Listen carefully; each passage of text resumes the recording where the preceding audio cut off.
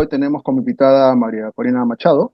En las primarias de la oposición venezolana, en octubre de 2023, ella se impuso con más del 90% de los votos, pero el 26 de enero el Tribunal Supremo de Justicia de Venezuela, señalado de actuar siempre a favor del gobierno de Nicolás Maduro, emitió un fallo indicando que ella está inhabilitada para ejercer cargos públicos durante 15 años. En la práctica la han sacado por el momento de la competencia.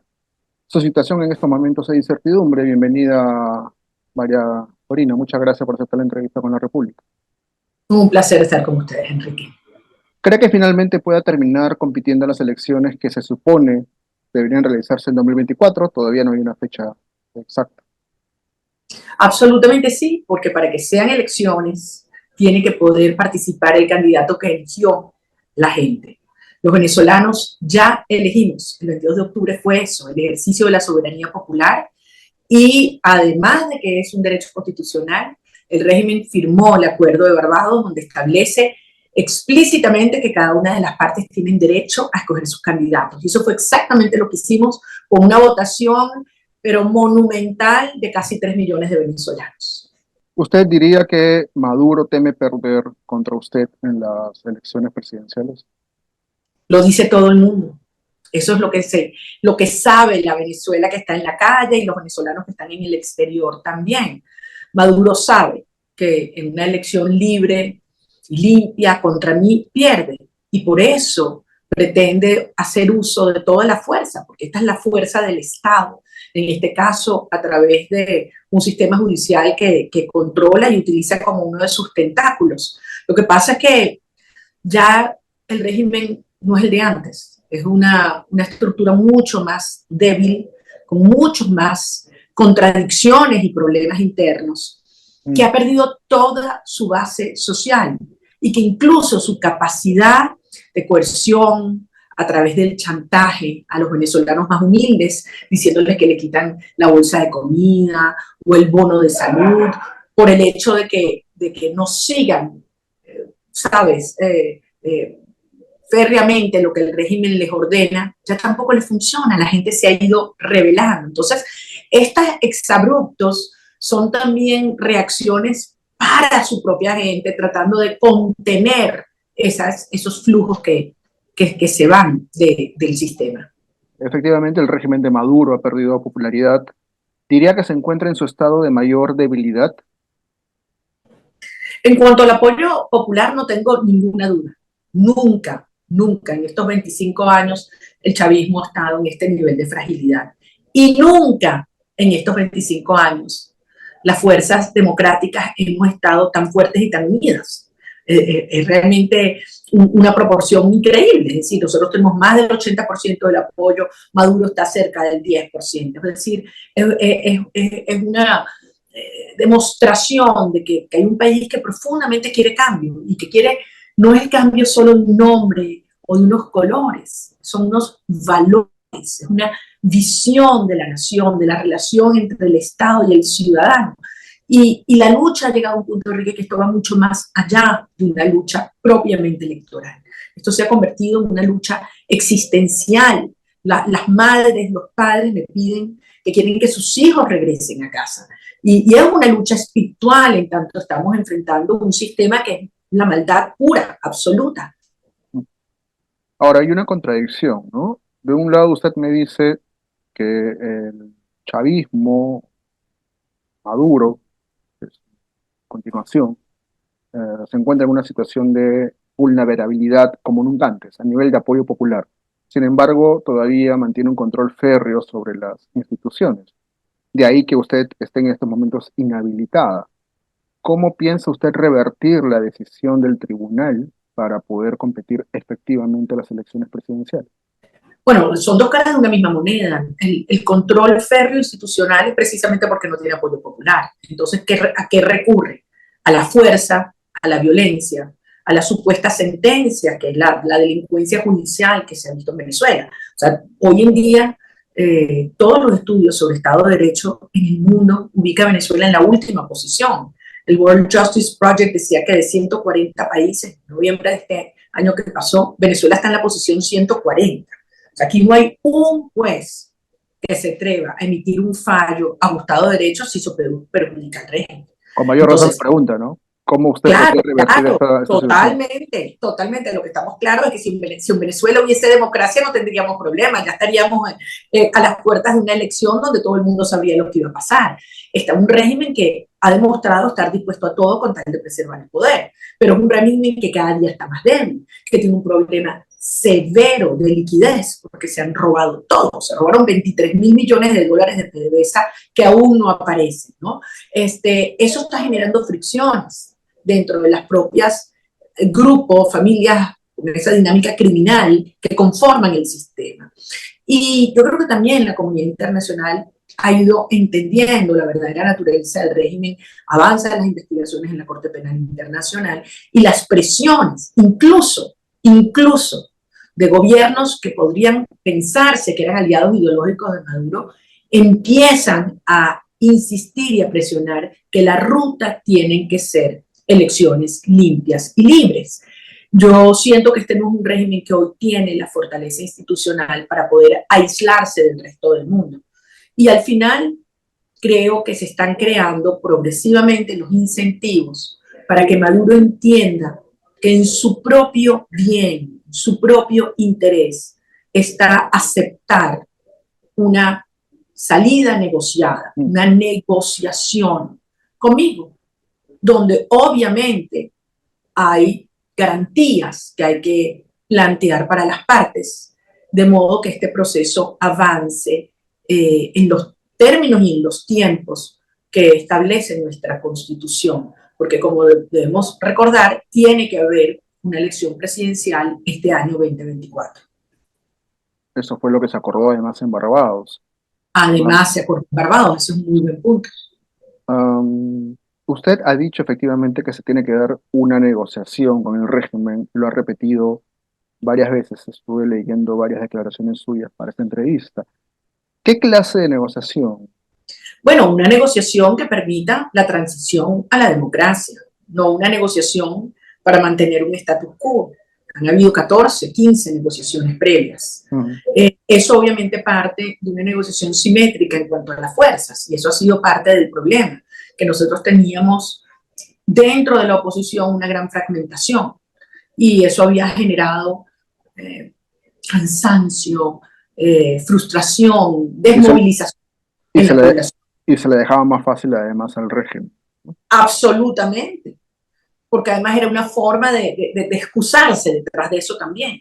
Y por eso el gran logro del año pasado fue que todos los partidos políticos y las organizaciones de la sociedad civil democráticas acordamos ir a un proceso de primarias para que sea a través de un mecanismo participativo, democrático y legítimo, donde surgiera un nuevo liderazgo. Y fíjate, a pesar de toda la amenaza que nos pusieron los obstáculos, no había plata, no había medios. ¿Sabes cuántas entrevistas yo di durante todo el año de campaña en el 2023 a televisoras nacionales? Cero, ni una, ni una entrevista tuve por televisión nacional. Entonces, es una cortina férrea de silencio, los medios absolutamente censurados. Entonces pensamos, bueno, quizás va 500.000, si fuera algo así súper exitoso, 1 millón de personas. Enrique, casi 3 millones de venezolanos. Fue una cosa monumental, heroica. Y obviamente esto nos dio un empuje inmenso, porque al final es la legitimidad, pero es la demostración de que el país está ávido de un cambio y que sí confía cuando ve una oportunidad de coordinación y de lucha firme. ¿Me explico? Entonces, esto cambió todo, es un antes y un después. Ahora el régimen está claro que ya está descubierto, las primarias le quitó la máscara al país y al mundo. Entonces el régimen quedó descubierto. Y por supuesto no se quiere medir, porque sabe que tendrían una derrota monumental, que podría ser 6-1 o 8-1. Entonces, ante esto que dice, arrebata, lo decía Maduro, si no es por las buenas es por las malas. Lo Ah, dijo hace un par de días, efectivamente. entonces, ¿qué está amenazando? ¿Que va a ser fraude? ¿O que se va a ir por una ruta a lo Nicaragua? Yo creo que eso es algo que tiene que pensárselo muy bien y es algo que ni la comunidad internacional va a tolerar y muchísimo menos los venezolanos. Entiendo entonces que usted apuesta pone muchas esperanzas en la presión internacional, no solo la presión de su propio país, de la propia ciudadanía, pero también de la comunidad internacional para que su participación electoral sea efectiva. Ahora, se lo tengo que preguntar, ¿apoyaría otro candidato de oposición de consenso en caso usted no pueda participar finalmente? O sea, usted me dice que tenemos que negarle el derecho a los millones de No, venezolanos no, que votan. yo no digo, yo solo pregunto. Ese escenario plantea eso, Enrique. Es decir, los venezolanos ya elegimos. El Acuerdo de Barbados dice en su primer punto que las partes tienen derecho a escoger a su candidato por el método que ellos quieran. Y los venezolanos hicimos eso el 22 de octubre. El mandato popular lo tengo. La soberanía popular se expresó. De acuerdo, ¿Por qué? Porque a Maduro no le gusta un candidato, él decide entonces quién es. Es Maduro el que escoge. Para poner entonces a alguien a quien él está seguro que va a derrotar. Eso no es elecciones limpias y libres, eso no son elecciones. Y eso no es lo que contempla ni el Acuerdo de Barbados ni la Constitución venezolana. usted ha hablado de fraude, lo ha dicho en otras entrevistas y lo acaba de decir ahora. Podríamos transitar hacia lo que ocurrió, por ejemplo, en el año 2018, si mal no recuerdo, cuando la mayor parte de la oposición se abstuvo de participar debido a la falta de garantías electorales. Si hay alguien que quiere que haya elecciones en Venezuela, soy yo. Nosotros decimos en castellano, mano trancada, ¿cómo que mano ganada no se tranca? En criollo aquí, refiriéndonos en el dominó. La mano ganada no se tranca. Quien está obstaculizando la ruta electoral es el régimen. Ujú, Nosotros queremos tener elecciones y no nos van a sacar de esa ruta. de acuerdo. Ahora, ¿qué piensa usted? Uh, lo pregunto desde la mirada de alguien que ha seguido, bueno, como todos, con interés el proceso político venezolano y la crisis durante todos estos, como se dice, largos 25 años. ¿Es realista pensar que el chavismo se vaya por completo, por ejemplo? Porque yo entiendo que quizás no presidencialmente, pero seguir en el poder. Me parece que tiene 20 gobernaciones en estos momentos y tiene bajo su control a las instituciones. ¿Qué ve usted en el futuro? Mira, la transición va a ser un proceso muy delicado, no solamente por este componente que planteas, que desde luego es complejo, pero además porque Venezuela es un país que ha sido destruido en todos los planos. Desde el punto de vista de la infraestructura, bueno, nuestros hospitales están en ruinas, las carreteras, los puertos, los aeropuertos, una sociedad que la mitad cocina con leña porque no hay luz, imagínate tú teniendo las reservas de petróleo y de gas que tiene Venezuela, que no hay agua cuando somos el noveno reservorio de agua dulce del mundo, o sea, infraestructura un desastre.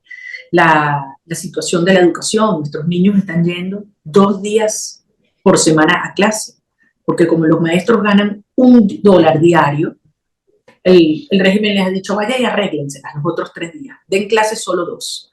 Y así sigo con la justicia, con la seguridad, con la defensa, con la economía, con las finanzas. Es decir, un país que ha ido colapsando por parte de este sistema. Entonces, va a ser una transición muy complicada en la cual hay que asegurarse que todos los venezolanos nos empeñamos en darle gobernabilidad al proceso. De hecho, yo considero que la gobernabilidad tenemos que ir construyéndola desde ya, y por eso nos estamos abocando en la gran alianza nacional a convocar a todos los venezolanos de los distintos sectores, de los distintos partidos, de los distintos grupos sociales.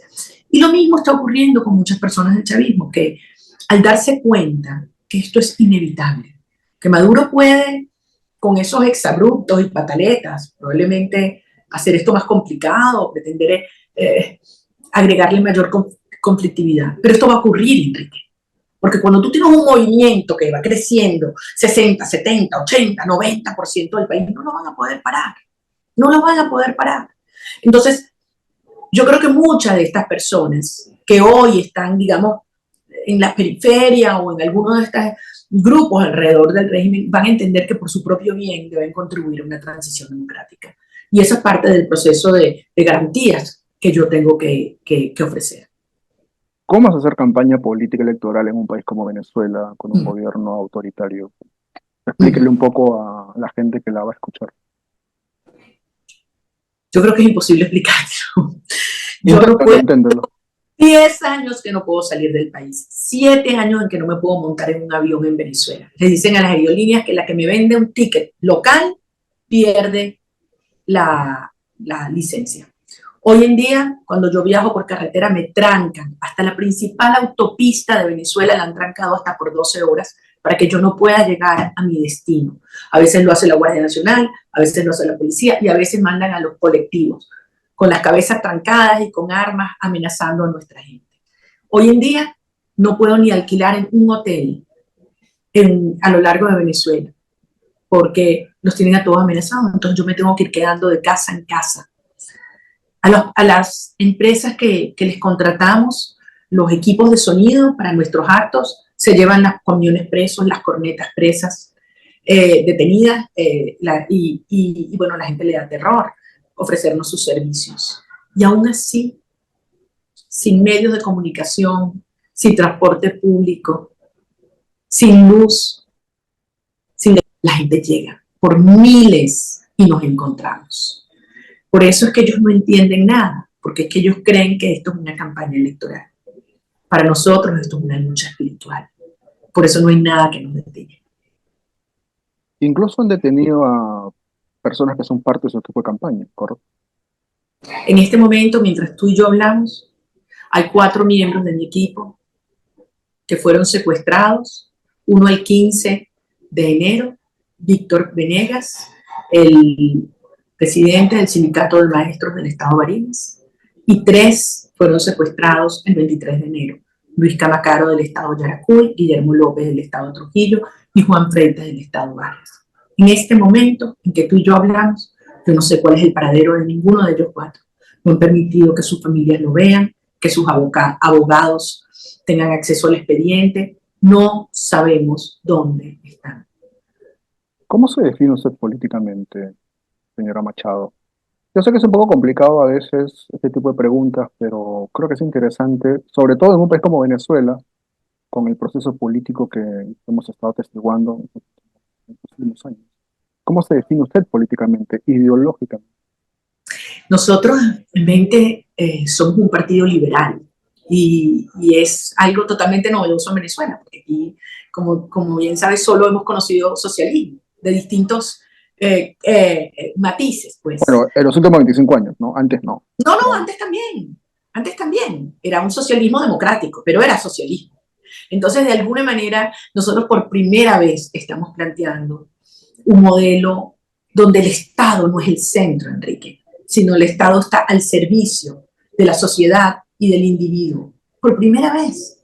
Y es algo increíble. Yo recuerdo cuando nosotros empezamos hace 12 años, con 20, me decían, tú estás loca.